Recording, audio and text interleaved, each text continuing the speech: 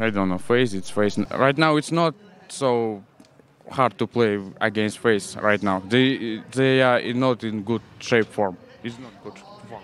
So let's talk about ENCE. What kind of form do you think ENCE are in? ENCE today.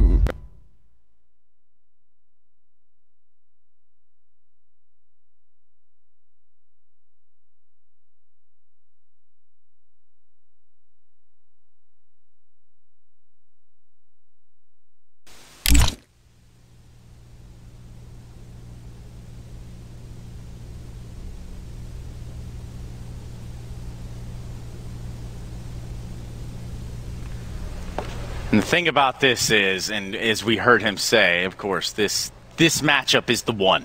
This is the whole thing here, the whole enchiladas.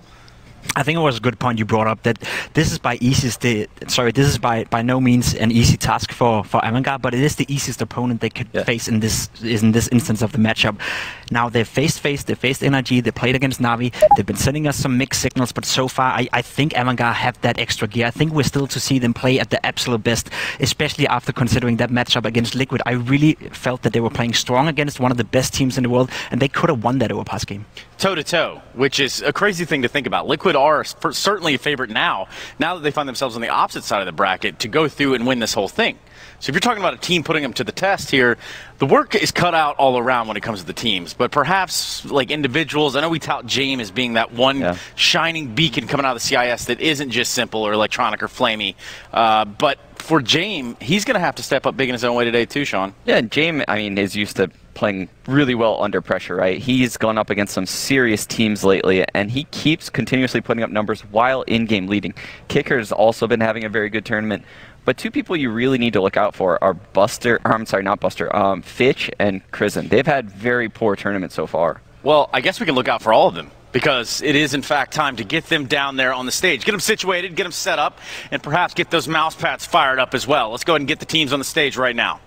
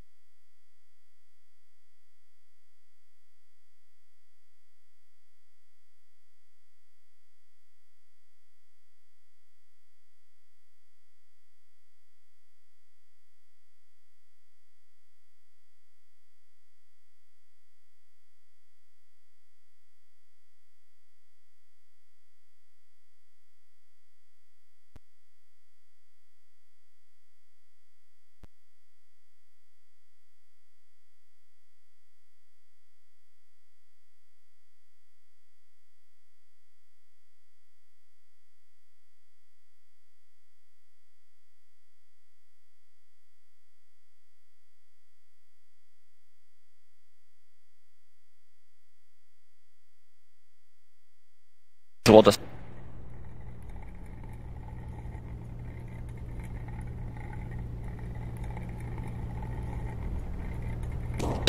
start T side because you can swarm people, you have the AK one-shot potential, and there's just way more opportunity to snowball a team if you have that first match of the day on T side. But the way that the meta has been playing out with the AUGs, I think everyone wants to play CT side. They don't want to be in that massive hole.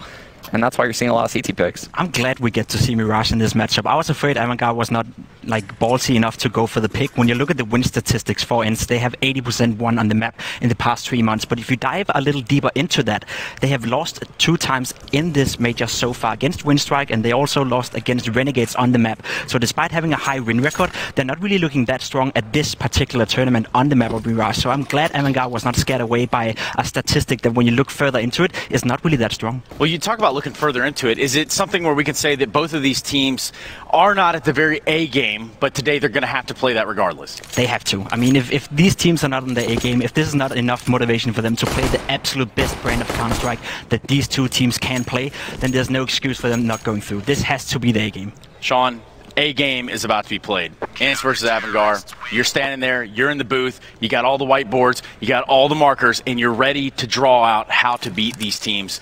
What are you saying to your teams? Ooh, when I watched ENCE play yesterday, it would have been very difficult because their T sides look very, very strong. So I don't know what to say if I'm AVANGER. It's a tough one, no matter which angle you're looking at it from. We do have ENCE taking on AVANGER here in the opener of the day, and what could be very well the path on into winning their way into the playoffs. Of course, to deliver the action will be Henry G and Sadakis. Take it away, boys.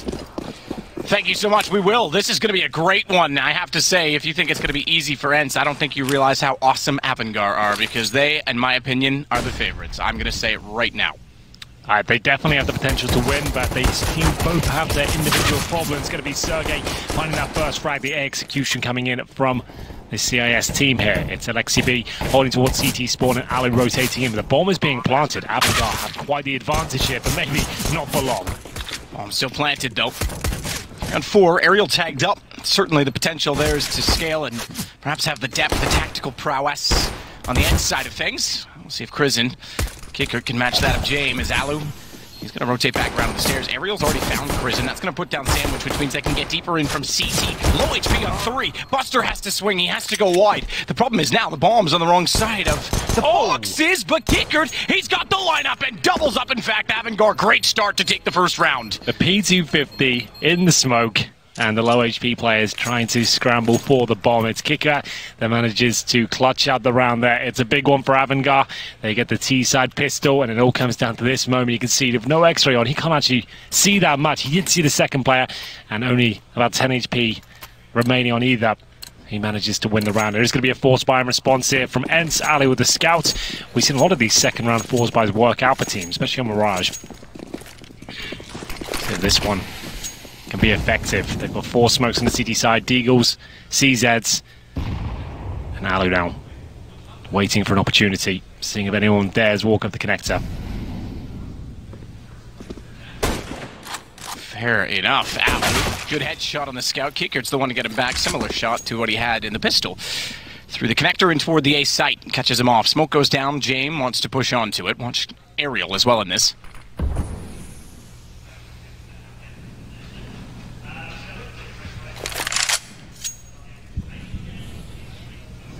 Good 14 HP. They're going to get away, or throw away, I should say, the AK inside of mid. Considering the fact that there's 2 MAC-10s, that AK might have been better suited to just go to James' hands. Could be right. Kick up with the MAC-10 now. It's 45 seconds remaining. And he's low. They make their way towards the A site. Okay, so did... Oh, no, he did. I don't know why you threw that AK away in that situation. Fair enough. Sergey tries to get the tag. He's taken down to 49 himself. Got a Molotov remaining, a flashbang. We use the Molotov towards spawn and try to get the plant down. Running out of time here, that has been deployed. As the CTs will try and deny the plant the best they can. It's up to Sergey to do it, but he hits the shot, but unable to actually find the frag. Aerial now making his way through. It's 4 players to the good for ENCE, and they have not got a kit here. James with this MAC-10. Needs to find absolutely everything. Buy as much time as he possibly can. Already on the defuse. James gets one already. They're holding it. It's going to be done. Force buy is going to work for ENCE. They're almost done a full 10-second defuse. I don't think they're even aware of it. James not swinging when he should be, but Ariel's already got him down. He's already holding off the angle on the CZ, and it's 1-1. There we go. We have said that those second round force buys seem to be working very, very well. It's the scout that seems to have a lot of impact at this particular event. Alu opens things up with a very nice shot towards short. Manages to get the tag on the second as well. And at that point, AVANGER didn't really have a response. They ran out of utility, tried to pick them off one by one, like you said, throwing away the AK-47 out of the map. Mr. dropped as well. Ariel found the low HP. Krizin on the other side of that push. No force buy in response, actually. There's going to be James with the AK and armor. He makes his way towards the end of Palace here, just looking for a dry peek and see whether he can open up the bomb site. Actually going to make his way all the way and commit towards CT spawn. This is brave. They need him to open things up, but unfortunately for them, it's not going to happen as Sergey gets 2. Great work with the MP5. Buster just waiting it out with 250. Swings, wants the headshot. He'll go for the body instead. Taking enough shots at that point, might as well just finish the job any way possible. He's going to go down eventually to Alu. That puts him in the open from Palace, but Alu steps back to find Krizin as well. Fitch inside of Connector actually finds 2. Gets away with the second through the smokies. More damage that potentially should have happened and should have occurred to ENCE, but they'll take their second round. So no force buy there. No bomb plant. AVANGER will be able to buy into the next round, but there will be compromises. They got 4 AKs so far. I think Krizin had to drop one. He's actually got Glock armor right now. He gets a MAC-10 thrown to him. Alu displaying some fantastic aim there. Manages to close things out as well. Always great to see the AWPer racking up some cash. As he got that to kick things off here. Just the AK for now. I say just. UMP's an Aerial next 7. And they're going to be pushing towards middle. Another fast commitment from the AVANGER boys. They're really trying to force the issue and surprise the CTs, but they're ready and waiting. Kicker, though. Good position to be in. Unfortunately, he went for Sergey and had to trade it, and he ultimately needed to get the kill cleanly. They needed to get back a 2-man deficit. It's going to all go away from them. That's how it ends. 2 men to the good. Alexi B and X7. X7 being a little bit quiet to start off this game. Hasn't found a kill yet, but everyone else has. In fact, 5 on 3 and 4 on the other. 3-1 score in favor of ENCE on the CT side. And money gets limited again for AVANGER. So just the pistol for them so far. This will be 3 in a row. Absolutely. Like we said, the dry approach towards A, that's what we call a contact play. Making their way through and trying to crack open the skulls of the TTs. Not really looking too efficient right now. They'll have to be dropped down to just deagles here. No armor, no nades. As ENCE look to find their 4th in a row here. Lost bonus starting to rack up, of course, as AVANGER look towards middle. The bomb's still down towards the T-spawn area. It's Krizin trying to use the deagle in the most effective manner here. Takes a little bit of grenade damage. Can he survive here? I'm not sure. He is being hunted. Alu decides to fall back. He doesn't have to commit to this frag. He's confirmed the Rico. If he goes down, wouldn't be the end of the world, but certainly not ideal. He'll be holding now with the MP9 towards Palace. You can see AVANGER is trying to bleed out any utility they can. Wait for impatient players to start pushing. Buster might be able to get 1 kill here. Ali's been taken down to 59.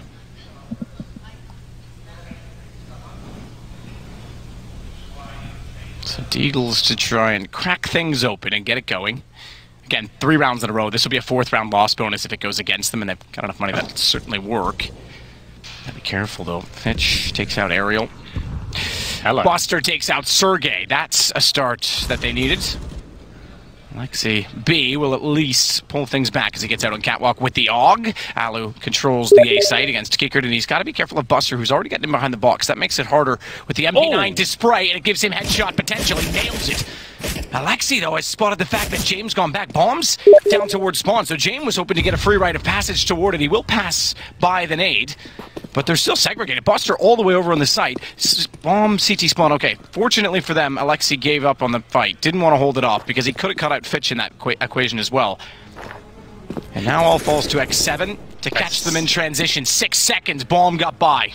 He actually gets it down. That 1 kill decided the outcome of this round. Was missed. X7 unable to connect, and it's now going to be a 3 versus 2, and they do have kits available here, and headshots it seems, as X7 looks towards CT spawn. There is a player there, and he needs to be aware of it. Spots him, and remember, no armor. He will melt even through the box here. It's going to be the 1 versus 1. Fitch does manage to bring it back in at least some sort of contention here. He's going to hold. I don't know why Fitch doesn't consider this. He's already on it behind the boxes. Fitch is a little bit late, and not only that, he'll go down as X7 defuses and kills. 4 for ENCE as a result of it. I think he needed to go sooner. Backside of the box, you know he's at A main. 9 times out of 10, that's held. The problem is, you know he's got an AK, you've got no armor. As soon as the bullets touch you in any sort of way, you are going to go down. He's hoping he's not full defusing. There's no way of knowing for sure, of course. You touch the bomb, hope for the best, and he went for the full defuse, and it turns out it's the right call. Great deagle shots from AVANGER. They've certainly got the skill, but now need to start showing the strategy as well. It's been pretty weak in that department so far. Lots of contact approaches, and this is more of a default now, so I'll slow it right down, go for that classic mid control, and the CTs are going for an aggressive push towards the A ramping. You see 2 players maybe going to flash over now. There's the flash, and going for the first pick. They traded out. Not quite what they were looking for there, considering Aerial's gone down to 40 HP, but they'll take it, and that's going to push AVANGER towards a B bomb site. Oster gets LXCB immediately. He'll get inside of the ladder room as a result of it, but watch this, because X7 pushed up. If Krizin goes too far forward and thinks he's clearing out the site, he has to consider the off angle. He will. Shoulder spotted. X7, poor timing, unfortunately for him. Little would he have known. And now, I must say, it's a ye of little faith for ENCE, because it's 4 on 2 and B site wide open. It looks like a save toward Palace instead. I think you might be right there. The money has been a little chaotic for ENCE after the close call in the previous round against the Deagles. They don't really have much of a bankroll whatsoever. They'll hold on to the AWP and the AUG.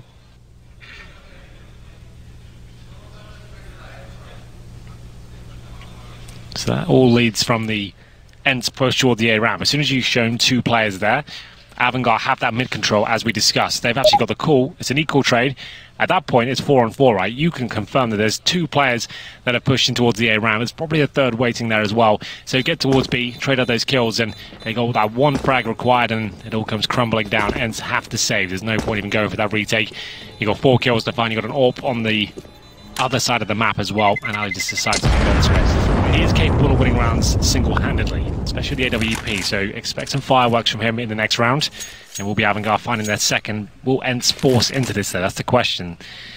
Alexi B with 1400, he won't be able to buy next round anyway, so they might as well see what they can do off the back of this. They would have UMPs, a P250 in armor, and the AWP-AUG combo. Might want to take a time out here to discuss their options.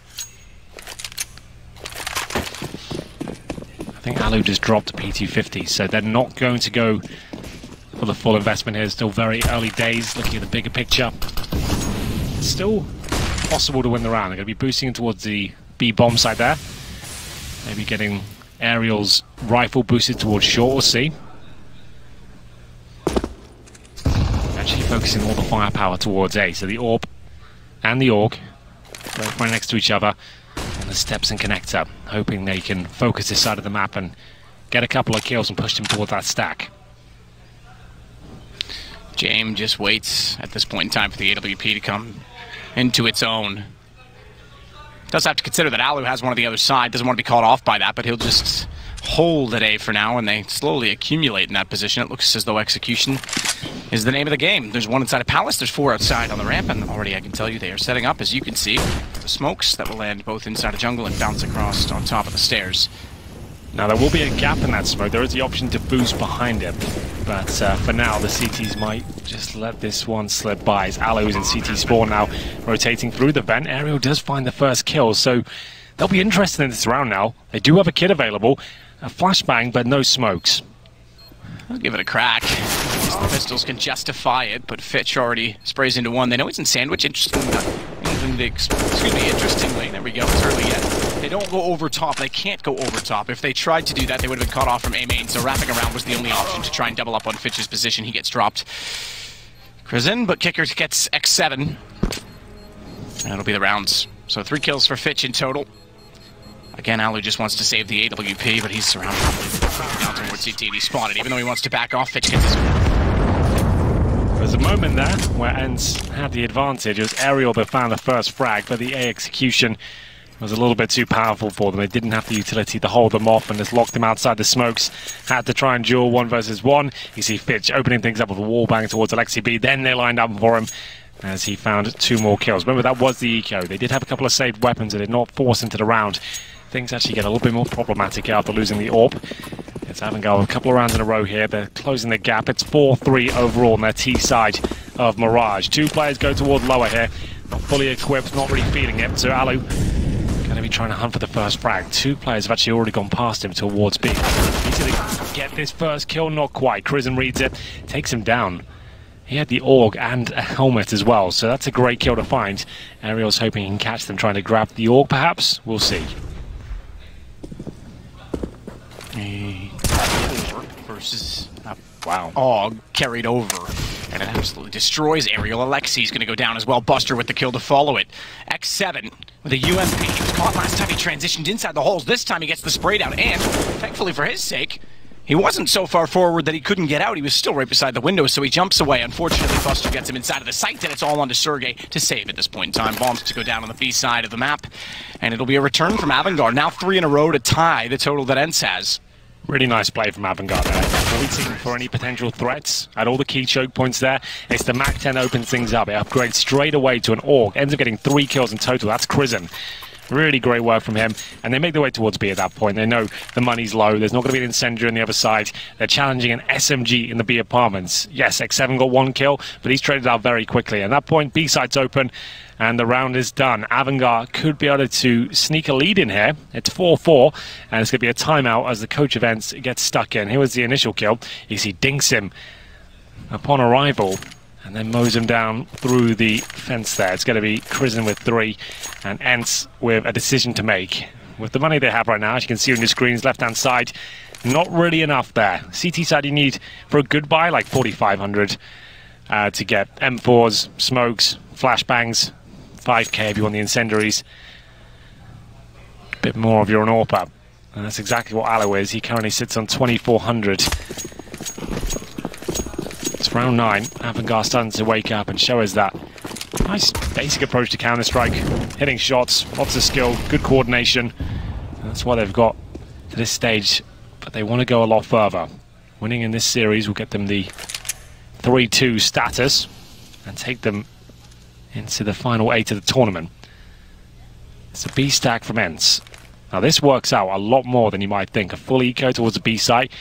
There's a lot of teams that for some reason love to just rush B when they're against pistols, and it can all come crumbling down. Yeah, it happens far too commonly. Fortunately, at this point in time, AVANGER looks like they've got other plans. They're spread out across the map. They just need to get a little information, and that's going to happen right now. Buster rather, has already dropped inside of the site at A.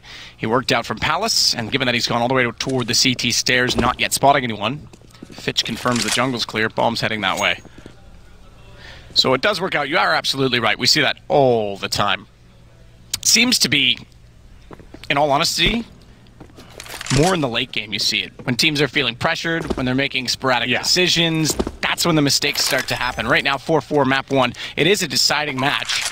Winner in, loser gone. It's extremely high stakes considering we're at a major and what that entails being inside of the Legends category for the next cycle, but it's pretty early yet to see the mental capacity break down that much. If you're playing a map like Mirage, and you suspect they're on pistols, just think about it for a second, because you're considering jumping through the tightest possible choke point in the map, where you actually have to be mid-air before you can actually access the bomb site.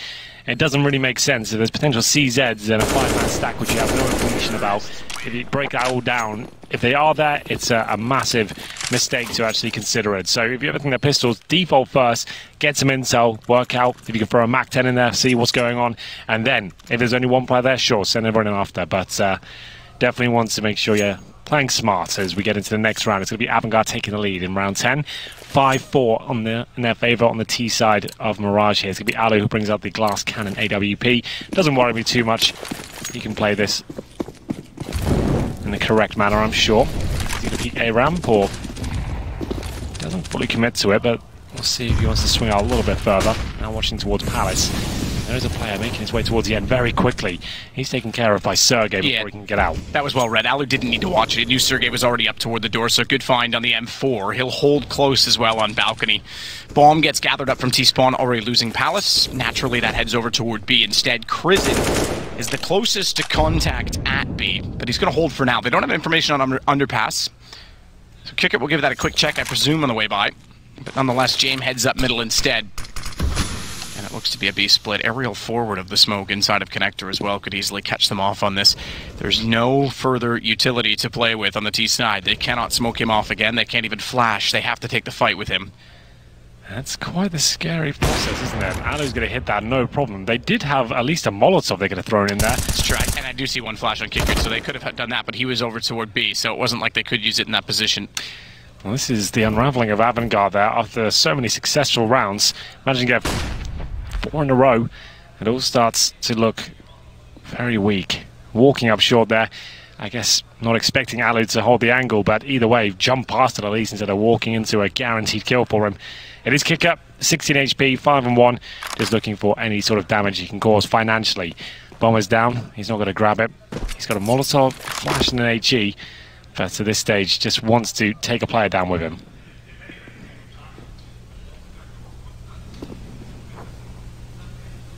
X7. He's anticipated correctly, and Kicker knows he's got to move out of the corner. 7 seconds, just wants to keep the AK. By confirming that he is still that far up inside of the apartments as well, this gives the option to chase through the underpass, but I don't know that Ariel's going to get far enough to get through the doorway in the kitchen. Oh, They'll get him through the window instead. Yeah, that wall bang doesn't do a ton of damage, but when they've only got 10 HP, that will do.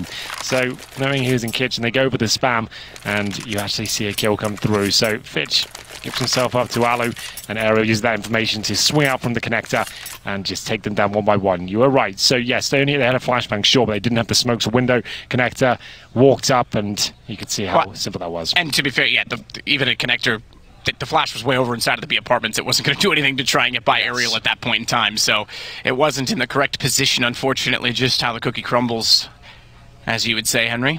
I would say that. You'd probably say biscuit, actually. How the biscuit crumbles? No, tea I think crumpets, or what do you call those? Tea and crumpets, yes. How the crumpet crumbles. Sounds pretty good. Yeah. Cool. Onomatopoeia. Not onomatopoeia. Alliteration. Alliteration, yeah. There we go.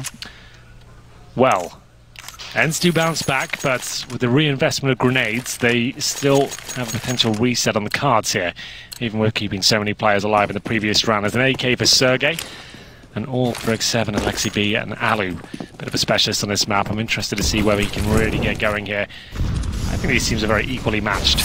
ENCE certainly have their issues, but AVANGER a little bit streaky too. It's going to be Buster that goes down at the very start of the round through the smoke, and will be Alexi B to find him there. 5 versus 4 in the first 10 seconds of the round as well. It's always a bit gutting to receive that. No potential chance of actually answering back. So B execution might be here. They're going to go for the smokes towards.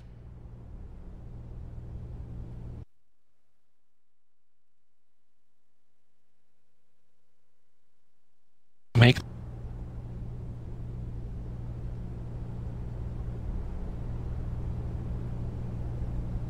their entrance. If they can get a quick kill on X7, they actually have a chance. He misses the first shot. Does he have anything to hold them off here? Just one smoke. See, that was back into the corner. X7 doesn't need smokes. He's got kills. Put it down now. That'll buy him some space because they have to wrap around the inside of the quad position, and he can do the same, try and greet them, but it's Kickard and James.